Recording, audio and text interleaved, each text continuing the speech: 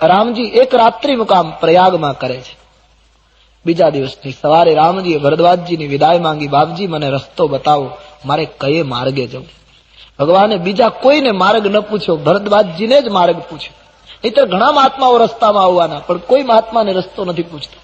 એક ભરદ્વાજજીને જ પૂછ્યો છે. કારણ બીજા જેટલા મહાત્માઓ હતા ને બધા એક નદીને કિનારે બેઠેલા, ત્યારે ભરદ્વાજજી 3 નદીને કિનારે, ગંગા, યમુના અને સરસ્વતી. 3 નદી એટલે જ્ઞાન, ભક્તિ અને કર્મ. જેનામાં જ્ઞાન, ભક્તિ અને કર્મ ત્રણેય બરાબર ભરાયા હોય એવા સંતને માર્ગ પૂછો તો સહી માર્ગ બતાવે. કેવલ જ્ઞાનમાં માનનારો હશે, એક નદીને કિનારે બેઠો હશે, એની આગળ તમે ભક્તિની વાત પૂછશો તો એ તમારી ટીકા કરશે કે આ તાળીઓ પાડવીને કીર્તન કરવાના, આ બધું શું? જ્ઞાન में रत रहो, ये तुम्हारी टीका. केवल भक्ति में माननारो हसे तो ये ज्ञान ने शुष्क बतावશે, केवल शब्दों की बातें. કર્મનો સિદ્ધાંત વાળો બંનેની વળી ટીકા કરશે કે કર્મનો હિસાબ છે, જે કરો એ ભોગવો, આમાં જ્ઞાન અને ભક્તિ કઈ આવતું જ નથી. એક નદીના કિનારા વાળા એક જ વસ્તુનું પ્રતિપાદન કરશે. તુલસી કહે માર્ગ એવા સંતને પૂછો જેનામાં જ્ઞાન પણ એટલું હોય, ભક્તિ પણ એટલી હોય અને કર્મનો સિદ્ધાંત એકેય તૂટતો ન હોય. હિમાલય જેટલી ઊંચાઈ હોય જ્ઞાનની અને દરિયા જેટલો ઊંડો જેનામાં ભાવ હોય, અને જીવનના વ્યવહારમાં કર્મનો એકેય સિદ્ધાંત તૂટતો ન હોય, આવા સમન્વયી સંતોને પૂછો કયે માર્ગે જવું. આજે મોટે ભાગે આપણે એક એક માર્ગ ઉપર હોઈએ, એક એક પેલા. એટલા માટે જેને જે આવડે છે પોતાનું પ્રતિપાદન કરે, બીજાની ટીકા કરે. તમારી પાસે જેવો સાધક આવે એને તમે એ રીતે આપી શકો જેનામાં ત્રણેય વસ્તુ હોય. તો યાજ્ઞવલ્ક વર્ણન કરે છે ભરદ્વાજ ના આશ્રમમાં આ ઘટના બની છે. 4 શિષ્યોને બોલાવ્યા છે રામજીને માર્ગ બતાવવા. 51 શિષ્યો દોડી આવ્યા.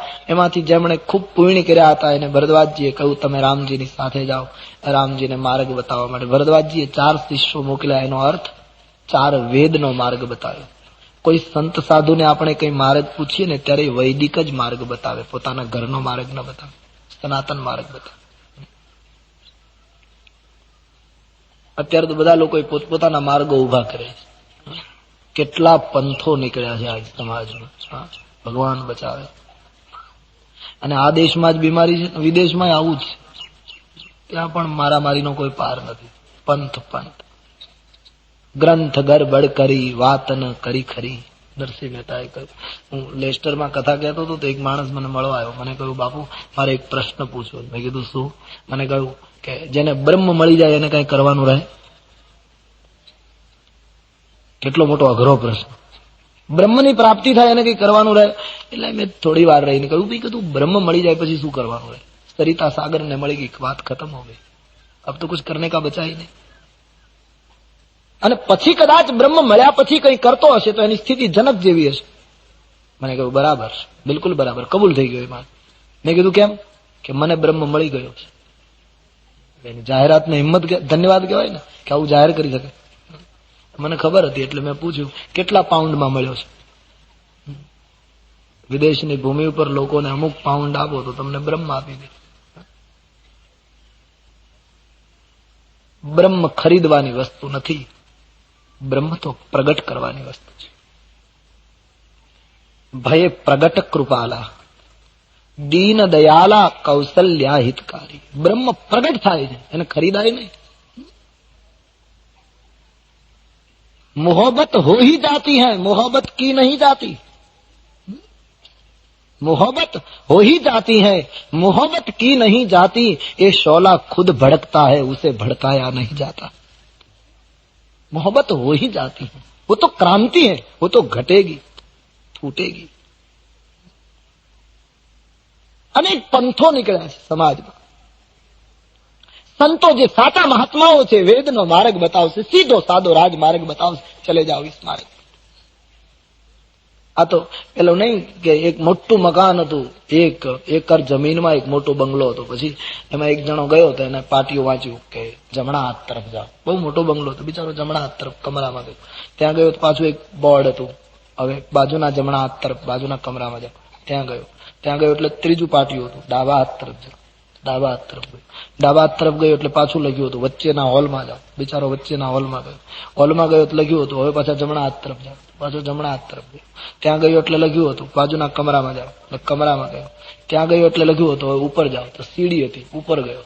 ઉપર ગયો એટલે લખ્યું હતું હવે પાછા જમણા હાથ તરફ જાઓ. જમણા હાથ તરફ ગયો. ત્યાં ગયો એટલે લખ્યું હતું ઉપરના વચ્ચેના હોલમાં જાઓ.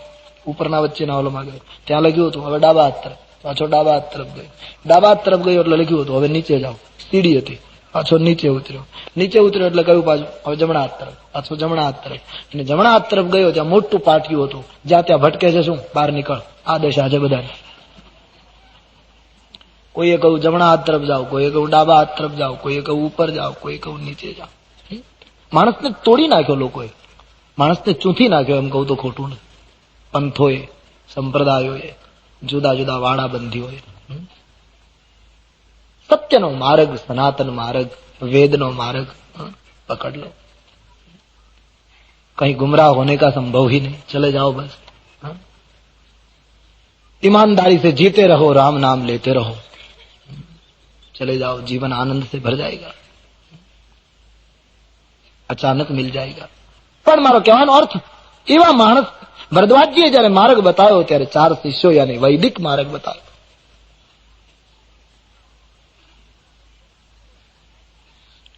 શિષ્યો આગળ પાછળ રામ. અને રામ તો એ છે શ્રુતિ સેતુ પાલક રામ. વેદને માર્ગે ચાલે એનું નામ રામ.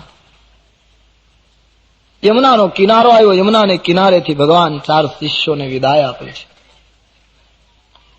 યમુનાને કિનારે એક ઘટના બની છે. તુલસીદાસજીએ પ્રસંગ લખ્યો. 4 ભરદ્વાજજીના શિષ્યોને વિદાય મળી ગઈ અને યમુનાને કિનારે તેગી અવસર એક તાપસ આવા. તેગી અવસર એક તાપસ. તેગી અવસર એક તાપસ આવા.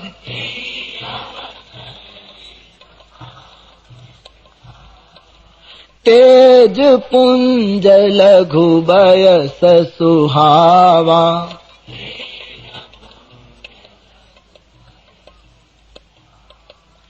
कभी अलखित गाती बेश बिरागी. कभी अलखित गाती बेश बिरागी. मन क्रम बचन राम अनुरागी.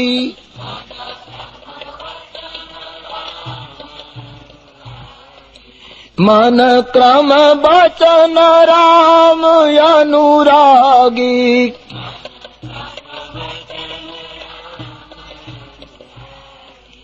तेगी अवसर एक तापस आवा.